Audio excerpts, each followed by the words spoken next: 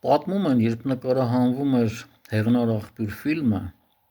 գյումրեցիները բավականին վրդովված են եղել եւ ասել են.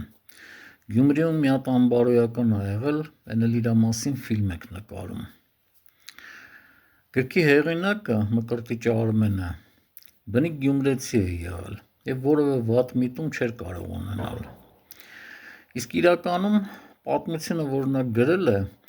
սկզբում եղել է ակնարկ 6 թե 7 արհեստավորի մասին, բոլորի անունն էլ եղել է Մկրտիչ, խոր ծերության հավաքվում եւ ամեն մեկը իր հուշերն է պատմում։ Մի քանի ամսվա ընթացքում այդ պատմությունը այնքան է փոփոխում,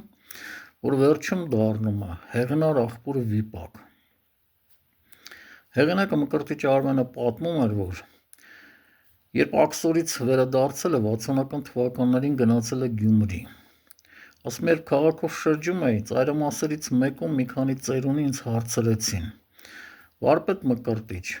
վիճում ենք, թե Հեղնար աղբյուրը որտեղ է եղել, էս ինչ թաղում, թե այն ինչ թաղում։ Մկրտիչ Արմենն ասում է, որ Հեղնար աղբյուր չի եղել, դա հորինած պատմություն է։ Բայց լսելով ծերունիներին, որ նրանք այդքան լուրջ են ընդունել այդ ստեղծագործությունը, մտածել է, որ ուրեմն ստեղծագործությունը ստացվել է։